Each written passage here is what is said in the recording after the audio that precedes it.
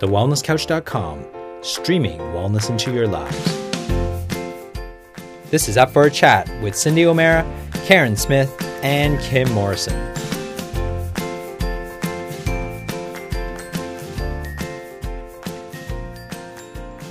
Here we are, up for a chat about the hottest topics that are important to you, inspiring you to awaken the change within. I'm Kim Morrison. Oh, and I'm Cindy O'Mara. And our beautiful Karen will be jumping in at some point. She too is having a few technical difficulties this week, but we just wanted to jump in and speak to our very special guest, Dr Epskamp, chiropractor, fitness professional. We like to think of him as a life enthusiast, and also he's a gorgeous husband, but he's a phenomenal soul, and I feel incredibly honoured and privileged to have met Adam a number of times. I love the way he takes fitness classes. I'm not sure I breathe when he's leading them, but always feel good by the end of them. But you know what? He's one of those people that speaks from the heart. He has an essence, a spirit, and a soul that I know our listeners are going to love to hear. He specialises in exercise and particularly around the epigenetics. And there's a couple of things that we'd love to dive deep into today with gorgeous Adam. On behalf of the three of us, beautiful, welcome to Up for a Chat. Thank you very much for having me.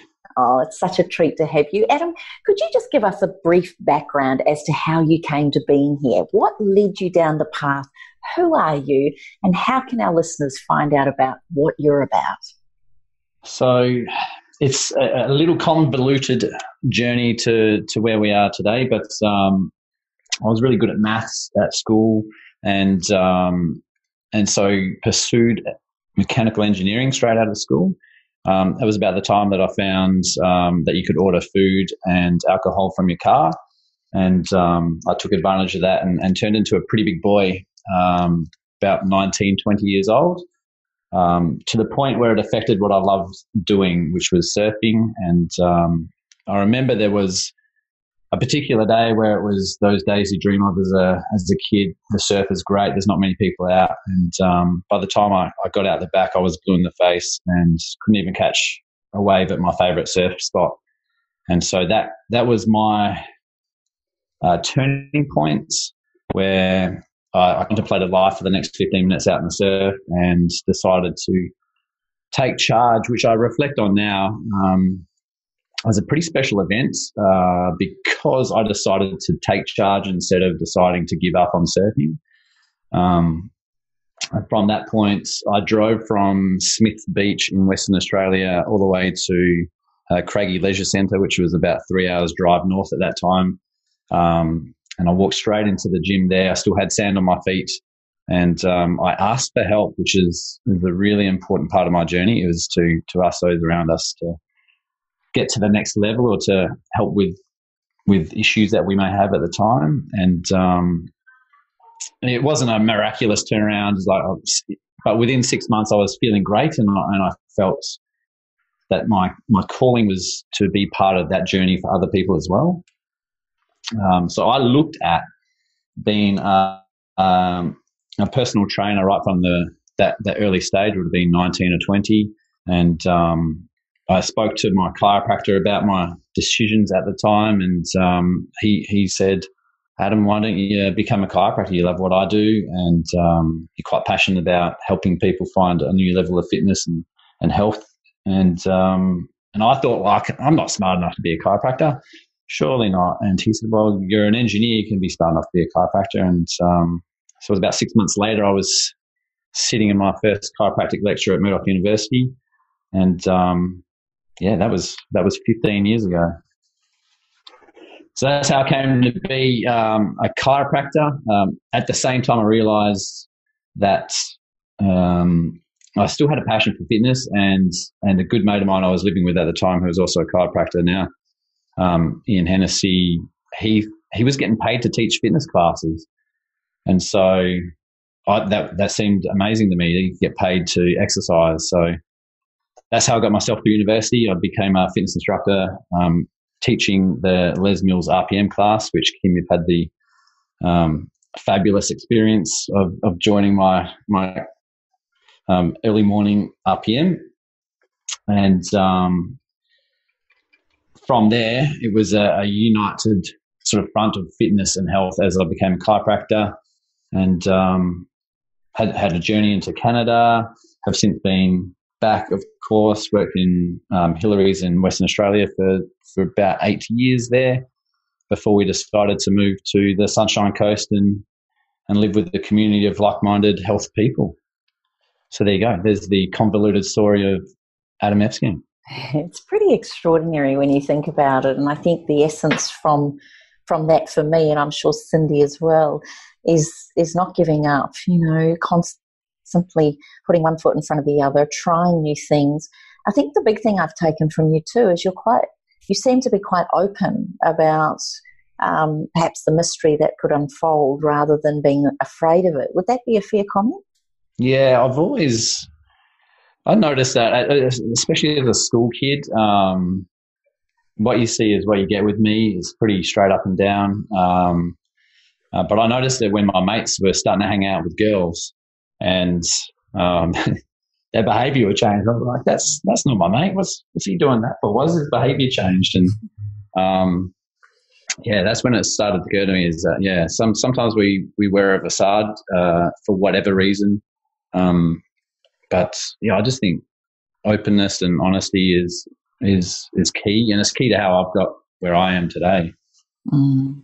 Well, speaking of openness and honesty, there's a few things going on in the chiropractic world right now, which perhaps a taboo topic in many levels. How are you coping with the way chiropractic is being treated at the moment? Yeah, we can. There's a few practitioners that are upset about it, and it's unfortunate the way things are travelling at the moment as far as the pressure on the profession to provide evidence that we are able to help children in particular and infants. I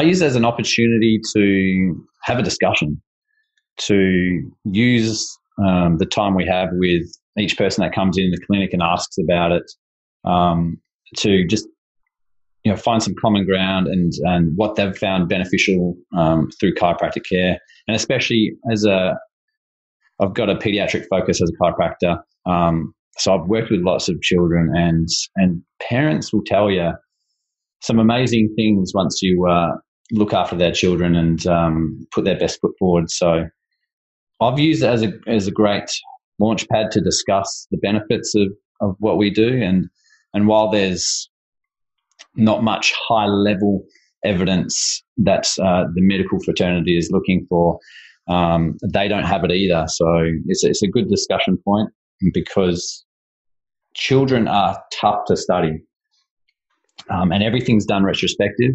And I'll often ask people when we get into this conversation what they had for breakfast, and 9 out of 10 people can't remember what they did for breakfast, or they skipped it. And so we're discussing research around children to reflect on what may have happened across the last 12 months, or in some cases they look across 5 years or 12 years.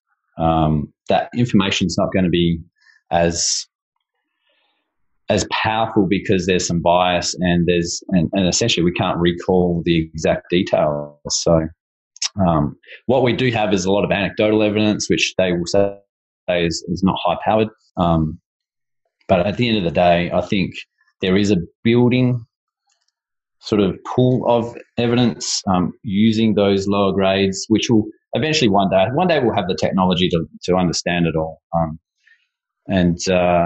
So for me right now, it's just having that discussion, which is great.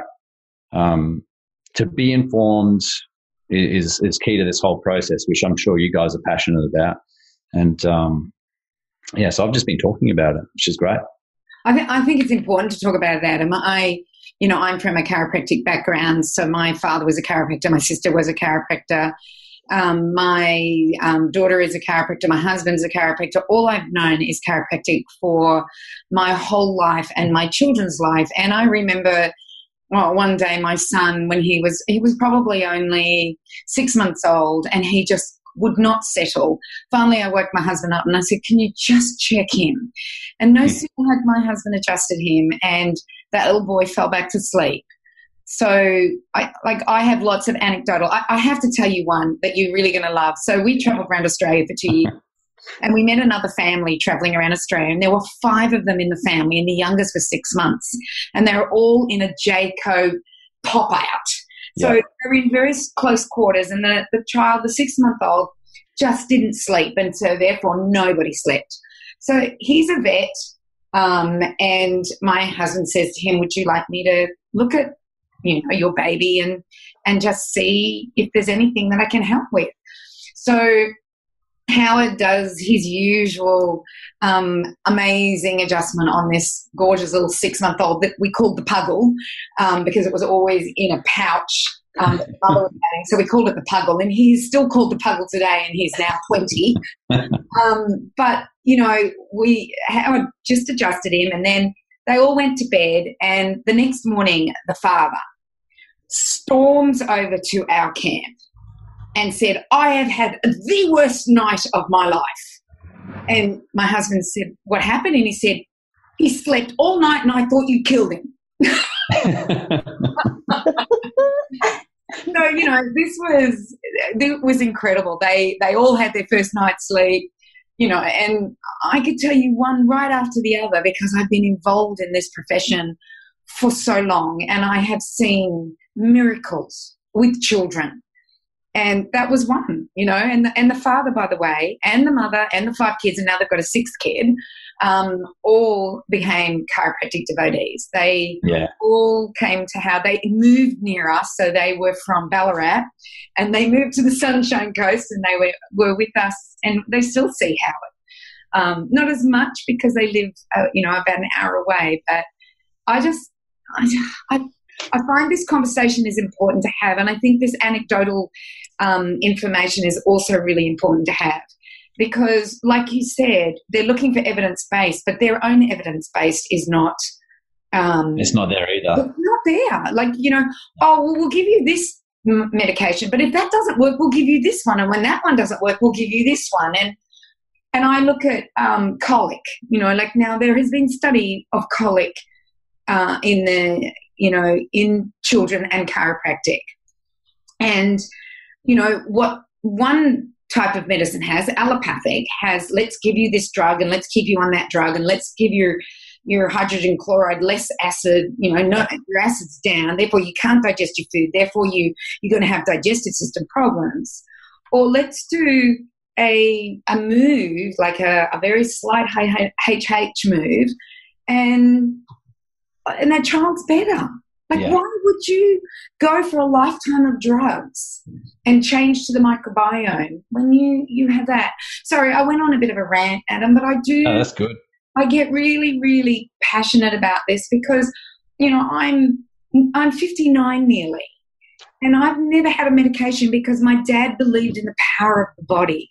Yeah. As long as you take the interference away and you give it the right resources. So I brought my children up exactly the same way. They too are in their late 20s and no medication. So there's 4 people.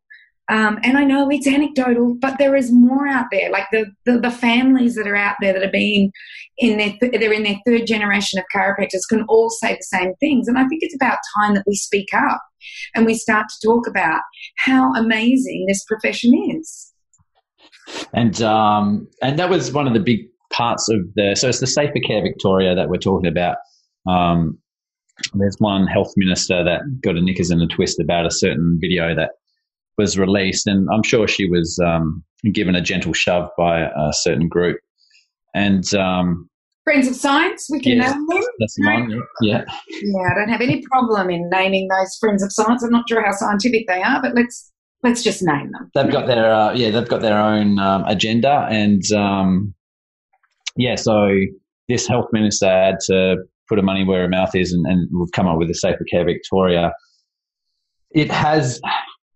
It's a call to attention for the profession again, so it's been good from that point of view. It is stressful for a lot of us paediatric-based chiros. I mean, I still see a huge adult population, so I'm lucky, but some of my colleagues are purely sort of paediatrics, so that would change their whole practice and probably their career. But at the end of the day, I'm part of the Australian College of Chiropractic Paediatrics board as well, and I know that we've engaged the services of a third party to do some of the research for us that compares some of the outcomes with medical sort of protocols, including colic, wry neck, and plagiocephaly, which is misshapen head. So it has forced us to go looking for that research, which is a good thing, and hopefully the Safer Care Victoria will find that there is no issues with looking after kids from day dot, from 0 to 12. Yeah. You know, it's interesting. 60 Minutes recently had a chiropractor and an orthopedic surgeon on, and I don't know if you saw it.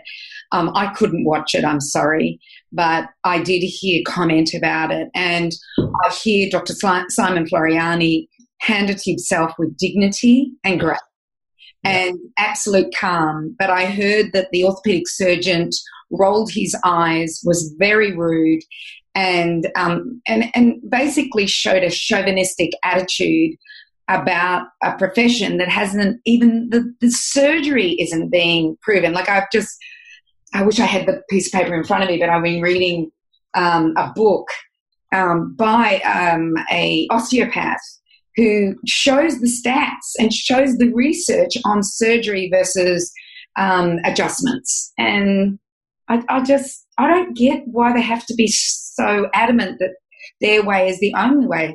There will be times when surgery is needed. But absolutely, yeah. Not the way he was. He was really, like, I saw glimpses of it and I couldn't watch it. I just thought, how can someone be so rude as to not even allow a chiropractor to show in his own office with grace and dignity how we adjust babies, how we adjust children, how we care in a pediatric manner. You know, I can understand your frustration. We've come to terms with the idea that a lot of media is positioned for a certain reason. All media is, and this will be a little inflammatory, but even evidence-based is a media as well. You know, every paper that is published has an agenda, and sometimes if it doesn't serve the agenda, that paper never gets published. And so we just have to understand the motivations behind those programs. And, you know, it wasn't a chiropractic endorsed program, that's for sure. So, oh, not at all. I think that's really frustrating because, like, last October, I made the decision never to watch television again because of advertising. Yeah. Because of the news and because of all that. But it's interesting, you know, I'm still on social media and those news things come through all the time. As well as I like doing the crossword on the Australian, and every now and then as I open up the Australian, I see the front page. So it's hard not to see these pharmaceutical endorsed papers and media and not see what's happening out there. So we're the educated, and I don't mean that in a very in any other way, but I have been educated this way. This is the only way that I know. Yeah. And I have emergency care doctors around me every single morning of my life when I swim. There's a whole bunch of them. So I understand, you know, their position in this as well. But I find, you know, it really hard for the people who don't know, who have not been exposed to this way of living, this way of life, this vitalistic principles as opposed to mechanistic principles. And both are needed. Both mechanism and vitalism are important. They're both opposing, but they're important. So I really struggle for the people who haven't been exposed to this and their kids are on drugs or they don't realise food is an important part of this.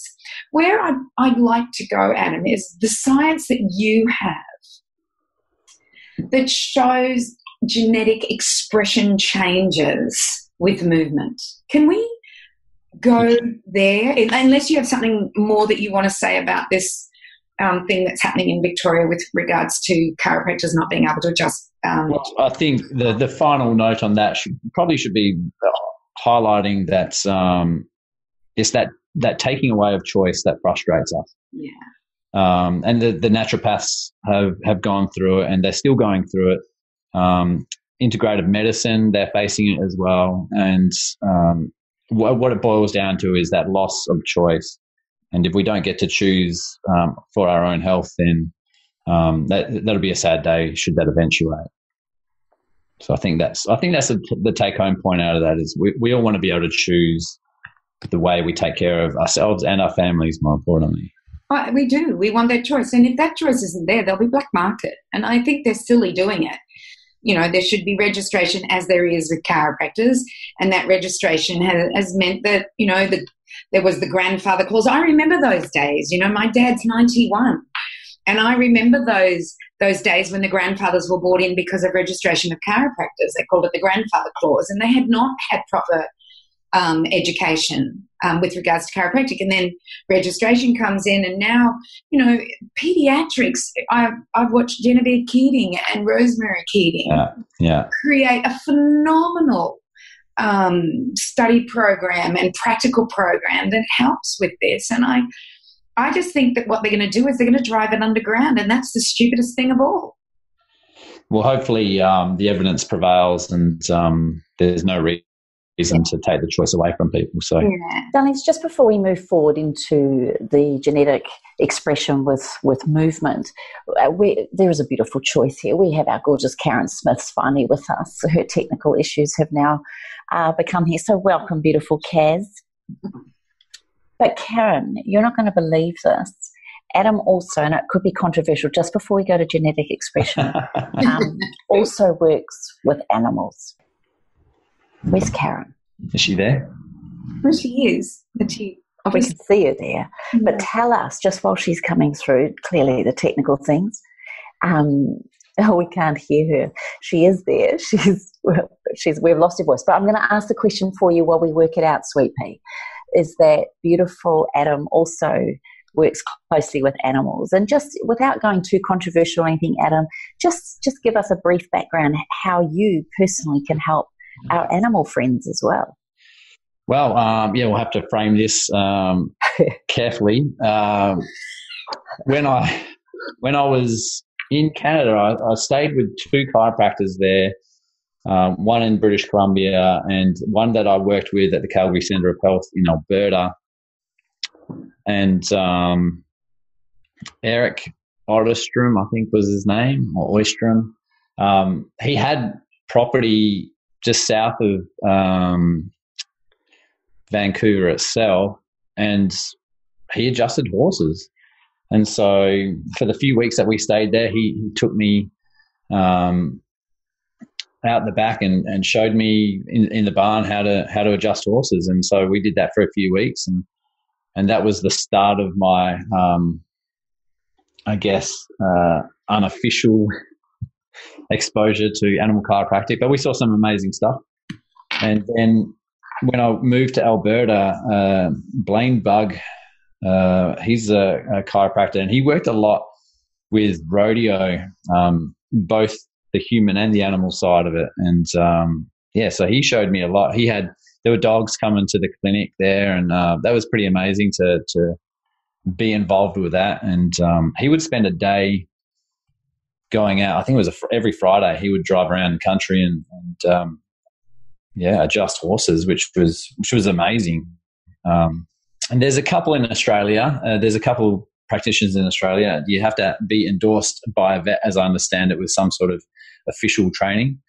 And animals just as important as humans to make sure their nervous system is working as best as possible, and then they can express their full potential. Do you know, Adam, I had horses, and we used to have the horse chiropractor come around. So it was incredible because one of our horses would kick out all the time and get the chiropractor around. And I loved it, the mallet and the tennis ball, like an activator. And and she wouldn't kick out. And then we knew when she was kicking out that she was uncomfortable in her back. And so it worked. It worked an absolute treat. Plus our dogs have all been adjusted by my husband.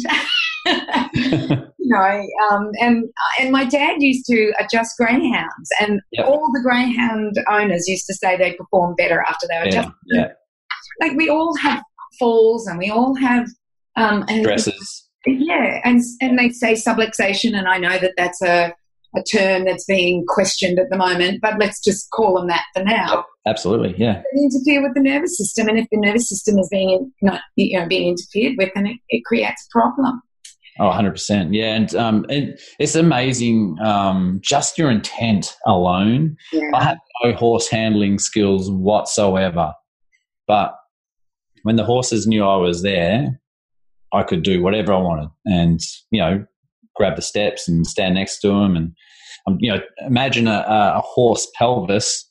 Well, you got to pretty much stand behind them and, you're in the kicking range for sure, but they'll let you work on that, even if it's sore, which is pretty amazing. Dogs are the same, and they'll usually give a little yelp when I do an adjustment or two, but they trust you.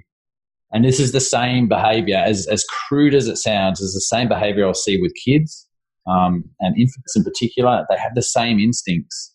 I'll have people that'll tell me that their kid was screaming for the 45 minutes while they drove into the practice, and as soon as they hand them to me, they stop screaming and they're like, "Oh my gosh, can you come home with us and just carry the child around all the time?" And part of that is that instinct, that trust, that feeling of safety. That they understand, and it's a pretty cool. It's more than cool. It's amazing to be involved at that level, both with pediatrics and I think what and you've animals. said there too. And I've got a couple of friends that are vets, and there's almost more, without being, prejudiced. There's almost more intelligence having to work with animals and children because they can't communicate the way we adults have, and they don't also have perhaps the emotional baggage or the stories or the dramas or the indicators that would otherwise suggest there was emotional things involved as well. And I think it's quite an important aspect, isn't it? Well, absolutely. I had a case just after I moved here, and I did the physical assessment and I checked everything out, and I was just like, your child is otherwise quite healthy, so there wasn't much I could do, but let's check her out again in a couple of days and see if there's something else I can help with then, and anyway, they cancelled and then they cancelled and then they cancelled, and the fourth time they cancelled, but the mother explained that the father had a nervous breakdown and they were at the hospital, and then it all made sense to me. It was like, it was the environment the whole time for that child. It was the subluxation was the environment, and the child was manifesting that behaviorally. So yeah, makes such sense, doesn't it? And I think as a mum, having taken my children to chiropractors from the minute I booked chiropractic care before they were born so that I could get in with certain chiropractors in Auckland that I wanted to see, and just the sense of comfort I've had with many different chiropractors and many other beautiful modalities and specialists. But the comfort I feel in this profession is incredibly profound. It's almost like you also allow me to trust my thoughts and feelings. And I think as a mum, sometimes we question that, and sometimes we don't think we've got the answers or that we know. But sometimes when you allow or ask us the questions the way you guys do, actually brings our intelligence to the foreground. And as a mum, that just makes you feel so powerful. I think it'd be the same to say for animal owners, and when you have an animal that you truly love and you care about, you know their nuances and their behaviours and when something's not right. So to have someone with your qualification and your knowledge, it's just so comforting as a parent or the owner of a pet to know that people like you exist, I can tell you. And just to allow mothers to understand that children don't come with a manual. This romantic idea when you're a child that mum and dad knew everything, and the older I got, the more I realized they were just making this stuff up as they went. And it's still the case more now than ever. We've got an oversaturation of information, which is probably even more confusing than not having the information there. But Yeah, to allow people to, and just to acknowledge it, is that it's hard and there is no manual. And the best way forward is to have a team of people around you that you trust and lean on them when you need it. I agree with you, Adam. I think there is an overload of information. I was talking to a friend of mine whose daughter's just had a baby, and she's been reading about sleeping and things like that. And she says, "Remember what it was like when we had our babies? This is 30 years ago. When we had our babies, that information wasn't out there because we didn't have the social media. There might have been a book that you could have read, but who taught me to mother was my mother, and my mother was taught by her mother, and her mother was taught by her mother, and so." The darkness in the middle of the day was not important because, the circadian rhythms were aware of what was happening with that baby. So I always take it back to what was the historical perspective of how we did this? What was, I take it even back to the hunter-gatherer. Yeah. Could they have darkened the room for the baby to sleep, or did the baby sleep with them, or as the woman gathered, were they on the back, and did they co-sleep or not co-sleep? So I take it back to the roots, because I just think if we can tap into our ancestral and our intuition, our ancestral knowledge and our intuition, which we know is there because they know that it is there, then I think we're going to be far better off. But we've lost that because we are so used to reading all this information, and then everything's online. And then, as we were talking about before, we have this slant in our media that slants us not to have healthy children. Yeah. Because a healthy child is of no worth to the drug companies. They're of no worth. Like, I look at myself, I am worthless to them. Yeah. And once there was everybody else was running around that is, at least like me or near me, which then we're worthless. We would make them no money whatsoever. So that's the way I always look at it. When someone says something to me, I always go, okay, what's my intuition telling me, and what would a hunter-gatherer or an agricultural woman do, in that type of positions. Scenario, yeah. And we've been conditioned to ignore the intuition. We have, and the long-term cultures and traditions that have been there. I just want you to know, Adam, that our beautiful Kaz is hearing everything. And for our listeners, Karen is there. It's quite interesting, actually. We could talk about her quite a lot because she can't answer us, but she's hearing everything. But I would love to move to that area that Cindy was talking about with the epigenetics and functional movement, because I think in today's day and age, life gets busy, exercise gets put on the back foot. No pun intended, we don't move our bodies the way we should, or perhaps sometimes we go and do exercise that isn't functional and yet it's not working for us in the everyday thing, and we put our back out vacuuming, for instance. Yeah. Could you explain to us just what your take on how we've progressed as a functioning society, if that's the right word? Are we moving as well as we could or should? What do you see are the concerns with seating and obviously not using our bodies? And can you lead us into how powerful that is from an epigenetic point of view? Yeah, so, well, one, I'll frame this by saying I'm not a geneticist of any sort, but that a lot of genetics are based on survival of the fittest. So any weak genes or that didn't serve us for survival were theoretically bred out of the system. So, that's a pretty broad statement. That's a pretty brave statement to make as well. But if we are, because you can look at a lot of the genetic stuff, and for exercise, and for any genetics, to be honest, is a response to stress, and stress is not always harmful. Stress, we call it hormetic stress or eustress, which is healthy levels of stress, which includes exercise, and then there's harmful stress, and that's when stress becomes overwhelming and can cause injury from a physical, chemical, and emotional point of view. But when we talk about the lack of movement these days, it's definitely it's a concern, and there seems to be no middle ground now. And being a fitness professional for the last almost 15 years now, the trend is pushing people to move, maybe even too much. And the current trend is high intensity interval training, and everyone's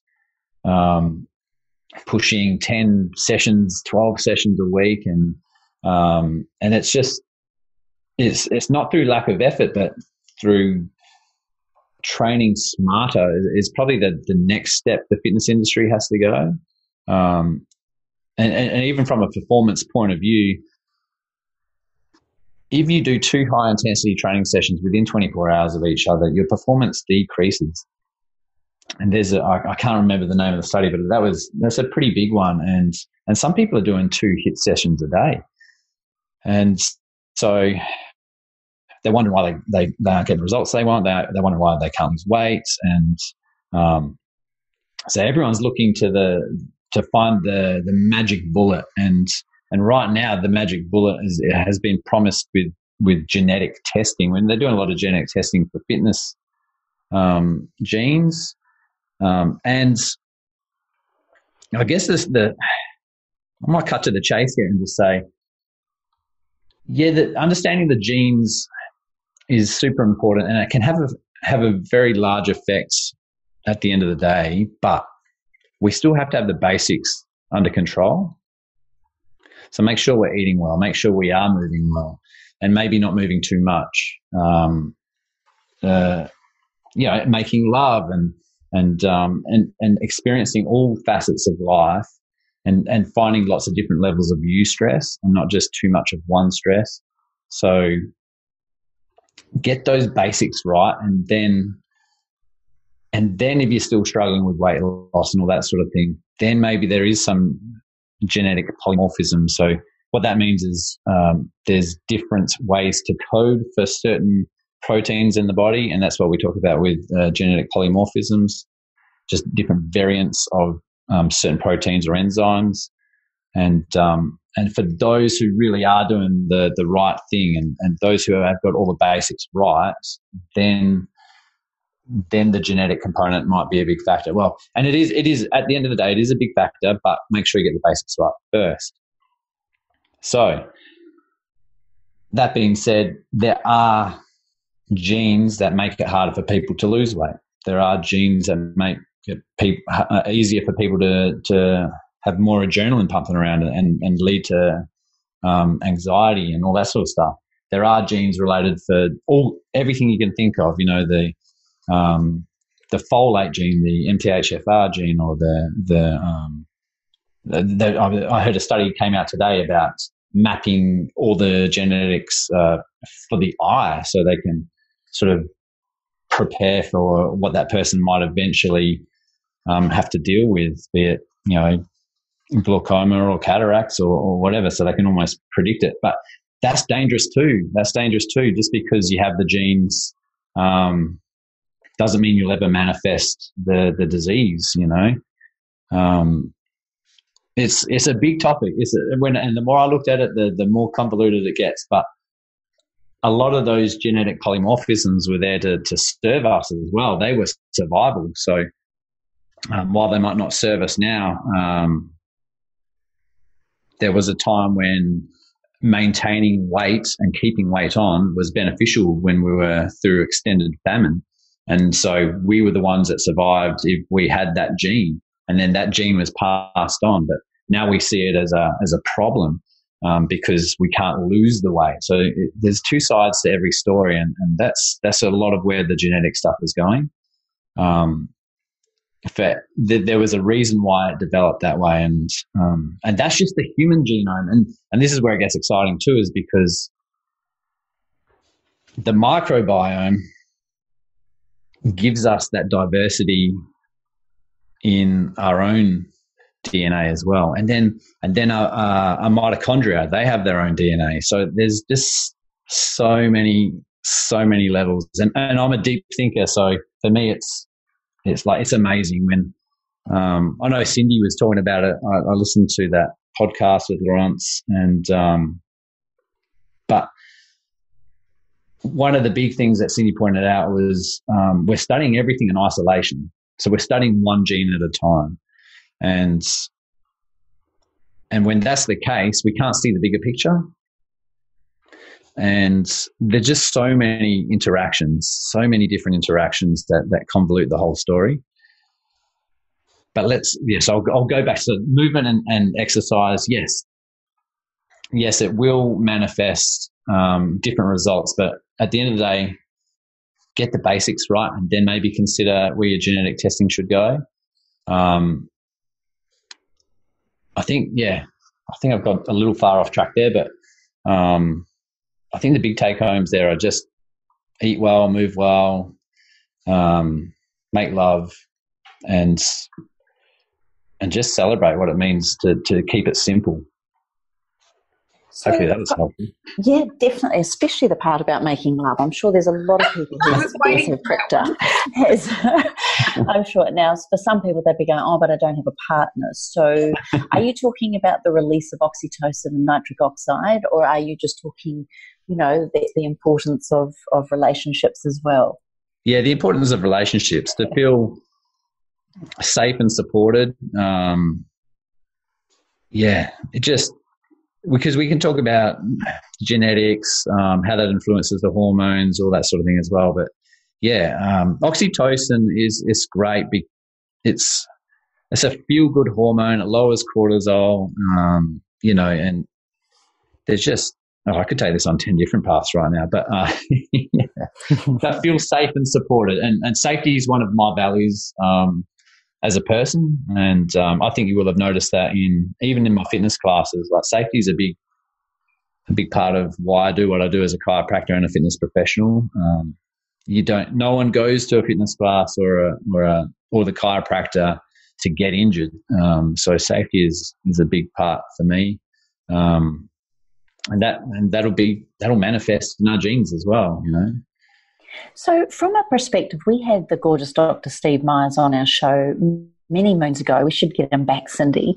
But he was the first one that I heard talk about not only genetic predisposition, but also igniting or switching on genes. And some of that was saying that, and forgive me if I'm wrong, but my memory on this was that the high-intensity exercise, interval training, sometimes that had a much better effect, or it did seem to turn on genes that served us way better than doing long-term exercise, or like you just mentioned before, too much exercise.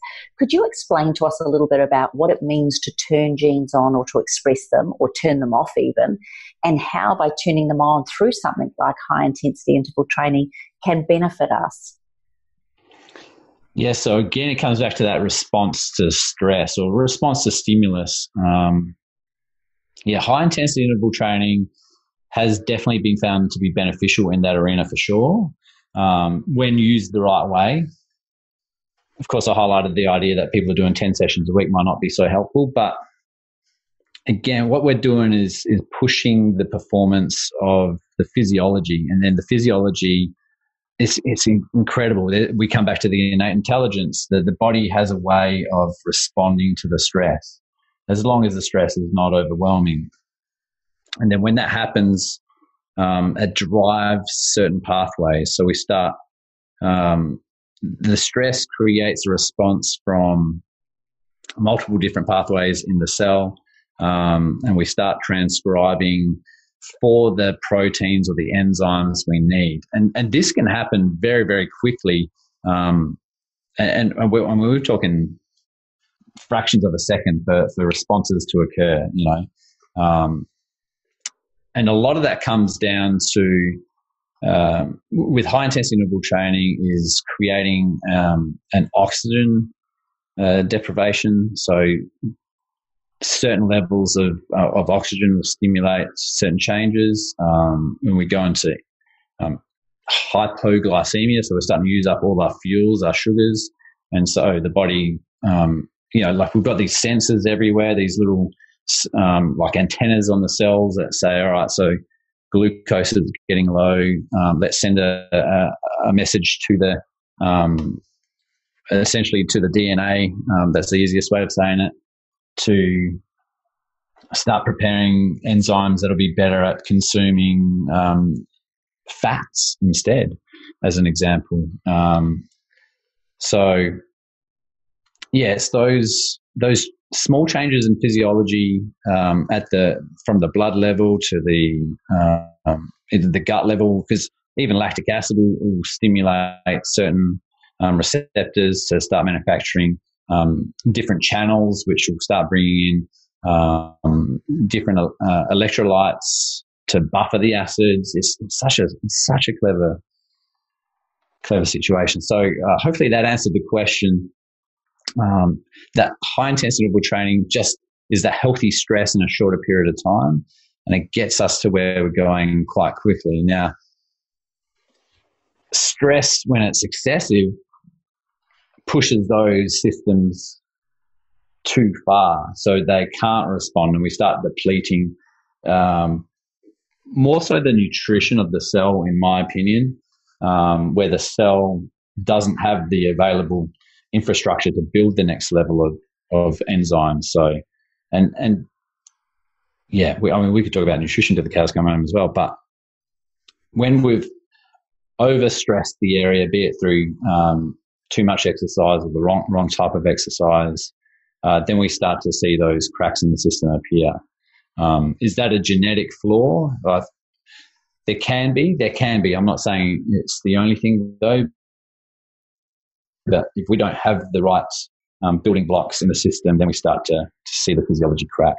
And that repeated daily for months, weeks, years will manifest as disease. Do you think as we age and as we get older that it's good to try different forms of exercise, or that the body even leans towards you wanting to exercise more? I mean, I've noticed my husband was a professional athlete through his teens and 20s and even into his early 30s. He's now in his mid-50s. He's lost, obviously, some of that muscle bulk, and obviously he's older. I know myself, I don't have the tone that I used to have. And even from my point of view of doing a lot of high intensity training and long distance running and all the things that I did, I don't have the same motivation to go and run marathons today in my 50s as I had in my 30s and 40s. Is that genetic, or is that my body protecting itself? Or is this my way of perhaps trying to tell myself at a subconscious level to try something else? How do you see the aging process and our ability to exercise? Because my biggest fear is that people think, oh, I'm too old, I can't do that anymore. And that's probably the point I'm trying to get across from your perspective, is that we're never too old to exercise. Yeah, because theoretically, your genetic information will be the same, now as it was 20 years ago. There's a few areas. I think as we get older, we take less rest. I was talking about it with a client just earlier today, and they went to a 50th, and they're just like, oh, we just don't bounce back anymore. And I was like, yeah, but how much do you rest now? When you were 21 years old and you're out, you would sleep all day, watch movies all day. But when you've got a household to run, you can have a few drinks the night before, but you still have to get up and do the jobs, and so you do. So there's a big resting component that we overlook, and I think that puts a potentially harmful stress on the body. And then when we get that harmful stress, we can get injury to the DNA, but there's processes in place. P53 is the guardian of the genome, and it identifies if DNA is being tampered with too much through stress, and it creates cell death, apoptosis. And so there is a clean-up system, and that'll become more and more frequent the less we allow the body time to heal. And then as we get older, I do think we get busier as we get older. This year, for example, has just flown past because we're all jumping from one project to the next. And I definitely think that's part of the aging process. Of course, that excessive stress will lead to sort of your reactive oxygen species. So that's your oxidants, right? So, and that leads to, so sort of injury to the DNA. And then when nutrition starts to fail, or you haven't got all the building blocks, you can start producing. But there's a relationship between sort of the levels of homocysteine in the body and age-related diseases, which can, the homocysteine levels can be quite quickly reversed when we've got the right nutrition and the right rest. So, well, and also perhaps our desire to run a marathon or to be an international athlete or to do things that we may have really wanted in our youth. Perhaps as we get older too, the desire isn't there. But I hadn't taken into account the importance of what you just mentioned there around rest. And you're dead right. As we get older, there's more responsibilities, there's more things to distract us, there's more things that take up our time or need our time. What would be your recommendation to our listeners as the ultimate, or perhaps even just a great place or a great way to look at exercise so that we stay healthy? Is there a one-stop-fix-all kind of thing, or what would be your recommendation as a generic thing for all of us on a weekly basis? What would you suggest? Adam, before you answer that, I just have one comment to make about Kimmy. And you said not everybody wants to run a marathon. Well, even in my youth, I never wanted to run 4 hours. So it's horses for courses, Miss Kimmy. So Kim used to run, she was the world champion 24-hour racer. And you don't want to do that anymore. I kind of have sort of finished that desire to do that. Thanks, Adam. And I think that's perfectly healthy too, because you feel like you've done that. You've reached that point. You've got nothing left to prove to yourself. And but I didn't have that desire at her age that she did that, Adam. I'm just saying. Maybe your genetics said no running for you, Cindy.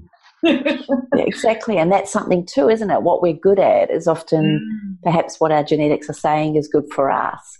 Thank you, Cindy. You rode horses and hiked. And I hiked for 2 months, and when you were running for 24 hours, I was hiking for 2 months. So yeah, horses. And just because, and I can't remember, I've just got this vague memory. I think it was called Interstellar.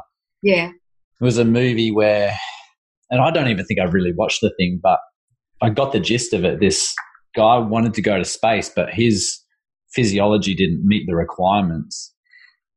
And so it's kind of set in the future where they kind of do all the genetic testing, I guess, and he had to fake all the results to get through this space course. And just because he wasn't the ideal candidate, at the end of the day, didn't mean he shouldn't go to space.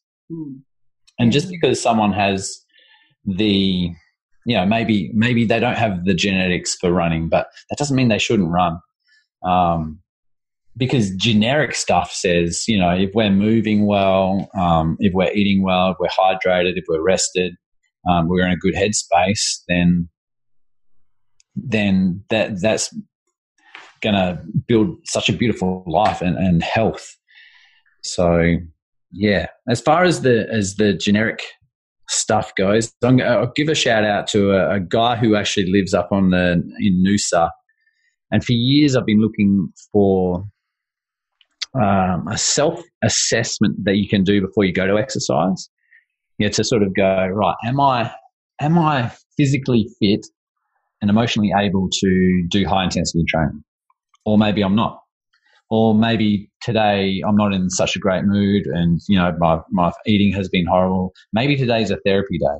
Or maybe you're just sort of in the middle there and your moderate intensity exercise would serve you better. And I've been looking for it for years and I was looking online for peer-reviewed stuff. But there was one day I saw it, and it was just this little green square that I noticed on an image search.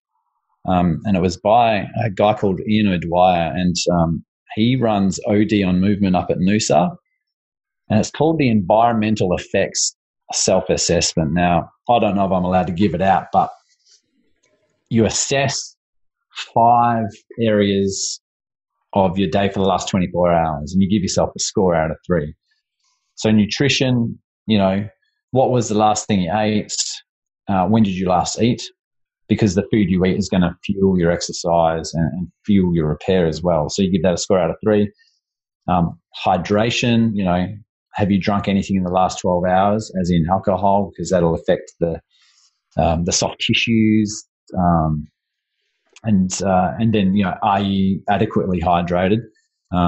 Because that's vital for efficient functioning of all tissues as well. So you give yourself a score out of 3 for hydration. Movement, have you moved in the last 24 hours? If so, what type? Was there pain? Is there soreness? Are you fatigued? Because that can predispose your ability in the next session. Then you've got to score yourself in recovery as well. So at what time did you go to sleep? After sleep, what did you feel rested? And see, that's a key point too, is people are pushing through it when they're not rested. And so they're not getting as much out of the exercise as they possibly could. So give yourself a score out of 3. Are you getting your 8 hours? Now, I'll put my hand up and say I don't often get my 8 hours. And while I can survive on significantly less, I'm surviving, I'm not thriving. And, I think we need to look at that rest for sure. And then the 5th area that you want to look at before you go to exercise is, are you feeling positive today? Like, do you actually want to exercise? Because that can change your performance as well, a state of readiness to perform. If you're just going through the movements, maybe that's not a high-intensity interval training day. So you do a score on those 5 areas out of 3, and you get a score between 1 and 15. And, if you are a 0 to 5, you sort of think, no, I need some reconditioning here. I need to rest or breathe or even go get some therapy, be it physical therapy or massage therapy, or even take yourself to a day spa and just have that restorative care. And then if you're a sort of a 6 to a 9 out of 15, that's still recovery and regeneration, but that might be more sort of restorative movement, like the classic ones of yoga or Pilates or, even walking. And then if you're like a 10 to 12 out of 15, then sort of that moderate intensity exercise is going to be good to go, and if you're a 13 to 15, if you score yourself 13, 15, and you have to be honest with yourself, that's when you're ready to train performance. And that's sort of that high intensity stuff. So all those have to be considered as we go through each session, through every week. And I found that such a useful tool where, it's a self-assessment. So if you lie to yourself and give yourself 15 out of 15 every day, it's just not going to serve you. But, it's a really, really cool tool for people to use. Unless you're a full-on mother who's exhausted, and by the time she even thinks that, she's exhausted even thinking about the 5 things. It's like I sort of sit there. Yeah. I think ultimately what you're saying is listen to your body, listen to yourself. Sometimes, though, if I was feeling negative about exercising, I really don't feel like exercising. I have honestly never come back from a walk or a yoga class or Pilates or even one of your classes and gone, I wish I hadn't done that. Yeah. So I think sometimes I call it the walk the dog attitude. Sometimes I think I feel like we underestimate the power of movement and the hormones and the beautiful chemicals released from movement. But I think for me, perhaps one of the biggest things is the power of going for a walk, being out in nature, earthing, touching the ground, maybe doing some squats or just some beautiful gentle tai chi, or just feeling your body moving and stretching can be so profoundly helpful and powerful, particularly even for the busy person. And I know myself moving at home, just even sometimes doing 20 squats but as I'm brushing my teeth, that might be all I have time for. But my thing is doing something every day, even if it's little, as opposed to missing it because you might go through that whole process and think, I'm exhausted, I can't do it. So would your suggestion be, even on those days, and I think you've hit the nail saying sometimes you've got to be really honest, or not sometimes, you do need to be honest with yourself, what would be your tip or your ultimate form of exercise for everybody and anybody? Is it walking? Oh, yeah. Well, yeah, that's easy. It's easy to say yes to walking because we are nomads by design. Walking is what we are designed to do, to navigate this terrestrial existence we call life on planet Earth. And if that's the only thing you can do, that's such a great choice. It's such a great choice. I've never regretted going for a walk with my wife, and it feels great, and it gives you that composure. I mean, we all push to try, and we think we come from a culture of more is better, and sometimes it's just nice to slow it down and really do take in where we are, which is easy to say on the Sunshine Coast because we can walk amongst the trees. But yeah, walking would be a definite go-to, but I've seen people with injury as well. So from the point of view is sometimes you can only do what you can do, and if that means standing up and sitting down 10 times out of a chair, that is the best movement for you on that day. Put it in perspective. Like you said, take stock of where you're at. And I mean, we're all going to feel like having a bowl of chocolate at some stage, but that might not be the best choice for us. Adam, if there was one tip to finish on, or anything that you'd like to say to finish on, what would that be to our beautiful listeners? I like this one. Energy cannot be created nor destroyed, only converted. So, look, when people come and visit me, like, only positive things can happen because I'm putting all that loving energy into every system. So, yeah, there you go. That's a bit physicist, but it works really well for what I do. Yeah, and it's perfect for our beautiful tribe as well. Can you please tell us how people can connect with you, contact you? How can we find you? Yeah, so through the interweb, it's silverbackchiropractic.com. So that's probably the easiest one. I am on Facebook as well as Dr. Epskamp, Silverback Chiropractic.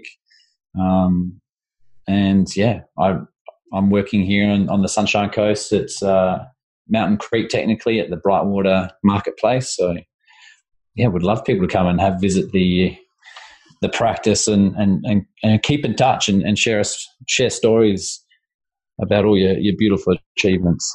Oh, well, look, I can tell you we have absolutely loved having you on the show. You are an extraordinary creature. I love the fact that you came to my Essential Self-Care weekend with your beautiful wife, Savannah. It is such a treat to have people like you trailblazing it and being at the forefront. And I love the fact that you're not sitting back on your haunches while the chiropractic industry is going through some pretty big challenges right now. And I think on behalf of Cindy, Karen and I, we'd just like to acknowledge you for that. And we'd love you to stand and deliver and be that trailblazer for all of us that believe in what you do. So thank you so much, Adam, for being on the show. Thank you so much for having me. And I do my body boosting every day. It's been a massive part of my ritual for the last, 6-7 months now. It's been amazing. Oh, look, and I have to say to you, this has been one of my most favourite podcasts because, to be able to talk about Karen and know that she's listened the whole way through and hasn't been able to say anything. I mean, we could say all sorts of things about our Kaz, but maybe we'll save that for next week. But thank you. And to all our listeners, I'm sure you'll agree with us that today has been an exceptional show and the energy of our gorgeous Kaz is there no matter what. Thank you, Adam. If you've got any questions for Adam, then don't forget to go to the Facebook page, all the W's, facebook.com/up for a chat. You can also go to the wellnesscouch.com/up for a chat, and please place all your comments and feedback. Please give us a 5-star rating if you have the time in your day. Up for a Chat's been going for over 7 years now, and we never take your ratings for us ever for granted, and we love listening to you. We love your comments and feedback, and certainly on behalf of the three of us, we love coming to you every week on a Tuesday. So on that note, please become part of the ripple effect that's changing the world. We'll talk to you next week. See you then. This has been a production of TheWellnessCouch.com. Check us out on Facebook and join in the conversation on Facebook.com/TheWellnessCouch. Subscribe to each show on iTunes and check us out on Twitter. The Wellness Couch, streaming wellness into your lives. Whilst the Wellness Couch presenter endeavor to provide accurate and helpful information to their listeners, these podcasts cannot take into account individual circumstances and are not intended to be a substitute for health and medical advice from a qualified health professional. You should always seek the advice of a qualified health professional before acting on any of the information provided by any of the Wellness Couch podcasts.